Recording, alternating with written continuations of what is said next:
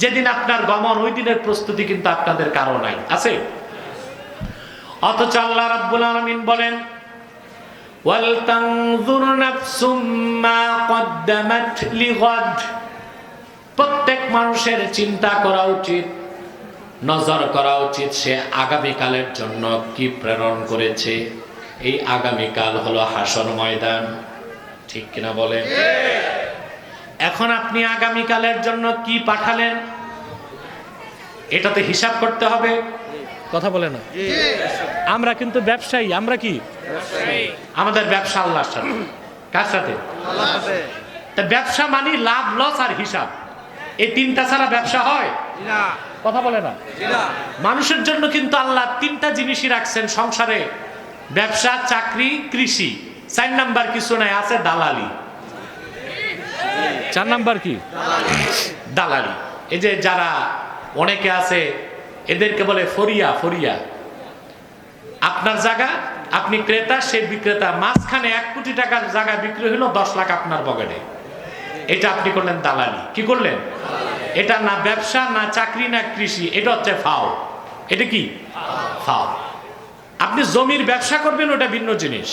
কম টাকায় কিনবেন, বেশি টাকায় বেচবেন, ওইটা ব্যবসা। কিন্তু কিছু মানুষ আছে শুধু ব্রোকারি করে চলে, বুঝেন না? তা আমাদের ব্যবসা তো আল্লাহর সাথে। কার সাথে? আল্লাহর সাথে। এই জন্য তিনটা জিনিস আমাদের খেয়াল রাখতে হবে, লাভ, লস, হিসাব। লাভ, লস, হিসাব, এই তিনটা জিনিসের খেয়াল থাকলে ওয়াল ইস্তিদাদু লিয়াউমির রাহিল, যেদিন পরকালে গমন, সেই দিনের প্রস্তুতি গ্রহণ পূর্ণতা লাভ করবে। কয়টা জিনিস? লাভ, লস, হিসাব। এটা ব্যবসা। এটা কি? ব্যবসা। আমাদের ব্যবসা কার সাথে? আল্লাহর সাথে। নাস্তিকরা আমাদেরকে বলে আমরা ধর্ম ব্যবসায়ী। না, মুসলমান ধর্ম ব্যবসায়ী হয় না, বরং ইসলাম ধর্মের জন্য জীবন উৎসর্গ করতে প্রস্তুত থাকে। তবে মুসলমানের ব্যবসা তাদের মালিক আল্লাহর সাথে। তোমরা যারা ধর্ম ব্যবসায়ী, আমাদেরকে বলো তোমরাই তো ধর্ম নিয়ে ব্যবসা করো। সারা বছর নামাজ নাই, রোজা নাই, জিকির ফিকির নাই, নির্বাচনের আগে টুপি একটা মাথায় লাগায় মসজিদের মিম্বরে হাজির। জুমার দিন ইমাম সাহেবের কাছ থেকে মাইক নিয়ে উনি নির্বাচনী প্রচারণা চালায়। নাজায়েজ, হারাম, হারাম, হারাম। কোন একজন ইমাম সাহেব জুমার দিন মসজিদের মিম্বরে কমিটির কাউকে কিংবা বহিরাগত কাউকে মাইক দিবেন না, আমি ফতোয়া দিলাম এটা হারাম। এটা হয় বাংলাদেশে? সব জায়গায় হয়।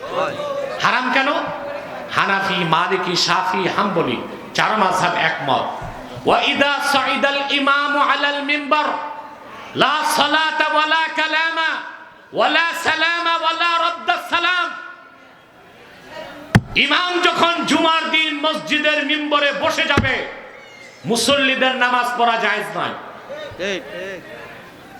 তেলাওয়াতও জায়েজ নাই, সালাম দেওয়া জায়েজ নাই, সালামের জবাব যে ওয়াজিব সেটাও জায়েজ নাই। ইমাম যখন মিম্বরে বসে যায়, তখন কিনা আমার দেশের কমিটির সভাপতি আর সেক্রেটারি বড় সুদখোর আর বড় ঘুষখোর ইমাম সাহেব থেকে মাইক নিয়ে ইমামরে বসায়া পঞ্চায়েতের কথা বলে। এটা জায়েজ না? না জায়েজ? ওই নেতা একটা এসে মাইক নিয়ে বলবে আমারে ভোট দিয়ে, জায়েজ না? না জায়েজ? ইমাম সাহেবরা হিম্মত করুন, ফতোয়া শোনায় দিবেন। জুমার দিন ইমাম মিম্বরে বসার পরে নামাজ, জিকির জায়েজ নাই, সেখানে কোন কমিটির সদস্য কিংবা নেতার বক্তব্য তো শুধু না জায়েজ না, বড় ধরনের হারাম। পারবেন? ইমাম সাহেবরা তখনই পারবে মুসল্লিরা যখন সঙ্গে থাকবেন। কিন্তু আমার দেশের ইমামের চাকরি যেতে টাইম লাগে না। বাজারে দারওয়ানের চাকরি নিতে কমিটি মিটিং ডাকতে হয়, আর ইমাম সাহেবের চাকরিটা যেন কচু পাতার উপর টলমল পানি। ওইটা চাকরি চলে গেল, ইমাম সাহেবের কমিটিকে জবাবদিহি করতে হয় না। যুবকরা এক হয়ে থাকবেন ইমামদের পক্ষে, ইমামদেরকে সাহস দিবেন, হক কথাগুলো তারা বলতে পারবে।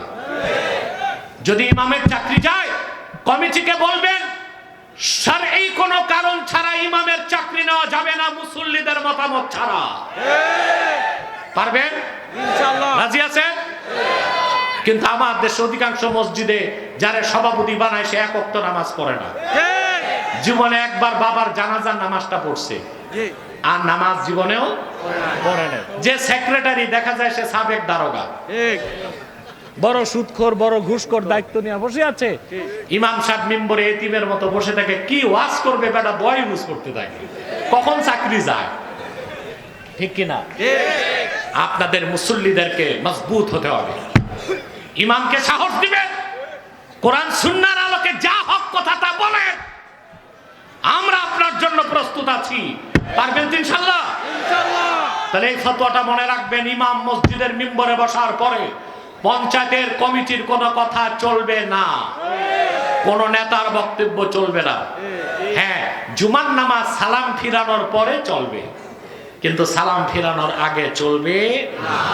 ইউটিউবার ভাইরা যদি পারো এটা একটা কন্টেন্ট তৈরি করে ছড়াই দিও, যেন আমার দেশের কমিটিরা আর ইমাম সাহেবরা একটু সতর্ক হইতে পারে।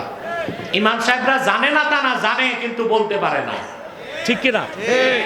তাহলে ব্যবসা কার সাথে? যারা বলেন আল্লাহর সাথে।